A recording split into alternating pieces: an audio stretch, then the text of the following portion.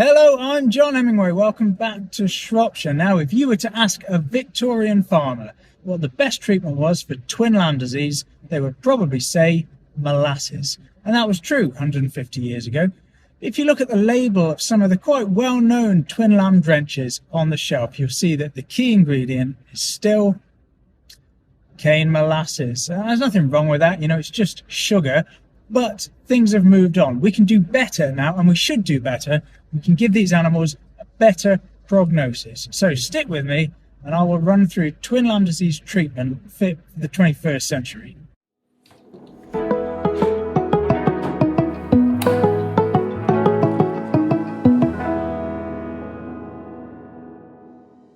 Okay, so twin lamb disease, pregnancy toxemia. First, what is it? Well, we've got ewes that are in late pregnancy that don't have enough energy. This could be either because they're thin, because the ration is not right, because they don't have enough feed space, or because they're too fat. Fat ewes eat less at the end of pregnancy. Sounds counterintuitive, but it's true. Because the ewe is short of energy, she releases a mass of stored fat, but that fat can't be used until it's been processed by the liver. The liver gets overwhelmed by all this fat, it gets clogged up, and it can't get it processed into useful energy. It tries to siphon off some of that as ketones, ketone bodies. That's fine, but ketones, when they get to high enough concentrations, are toxic.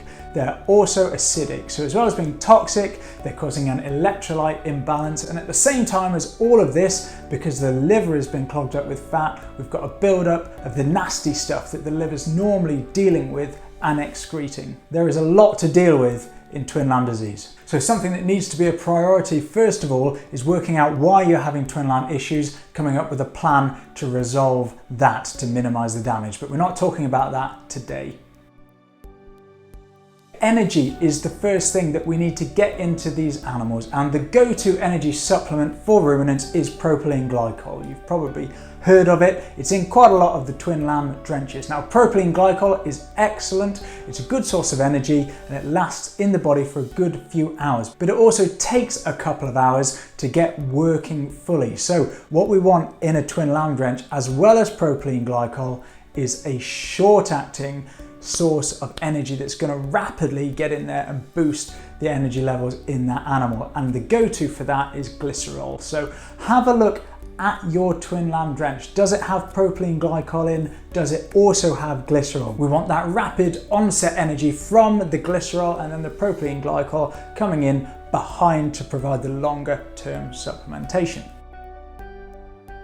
Next, we need to talk about calcium. Okay, now twin lamb disease and hypocalcemia are different diseases, you'll know that, but ewes that go down with low calcium normally do so not because there's an issue with the diet, but because something has caused them not to eat for a period of time. And twin lamb disease is a pretty good reason for you to have stopped eating. So if we're treating twin lamb disease, we're wise also to supplement calcium. So have a look at the twin lamb drench that you've got.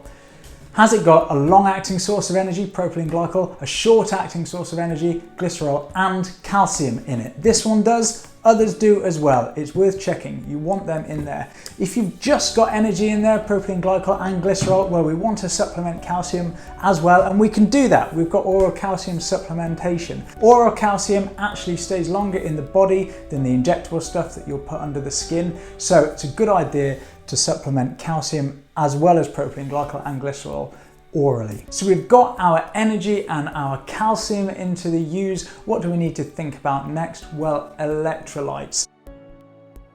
These animals are in an electrolyte imbalance because those ketones are acidic. We're going to have issues arising from that. So we want to be getting electrolytes into them to help correct that. How do we do that? Well, we do it with something like this, sachets that have got in what you need to make rehydration effective when we get water into them and to help rectify the electrolyte imbalance that we've got in there. How are we going to get these electrolytes in powdered form? Well, we're going to do it along with some water because these animals are going to be dehydrated. They're down, they haven't been able to get to the water trough, they're heavily pregnant, they're very rapidly going to dehydrate. We want to get between 2 and 2.5 litres of warm water into these animals, depending on how big of a ewe they are, along with the electrolytes. How are we going to do that? Well, various different ways, but the easiest way It's going to be with a mini drencher like this. If you haven't seen them, they are excellent, very easy way to get water directly into a ewe. The other thing that is demonstrated to categorically improve the prognosis of ewes with twin-lamb disease is an anti-inflammatory. Your vet can provide you with one of a range of anti-inflammatories that can be used in sheep. Give them alongside these products. Now, I know what you're probably thinking. This all sounds like it's getting very expensive. Using a twin-lamb drench that's got all those things in, as well as electrolytes, as well as Metacam.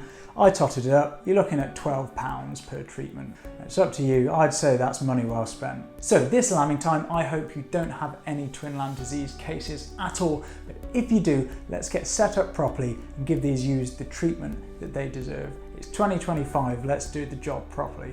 I'll be along with another video very soon and I hope to see you there.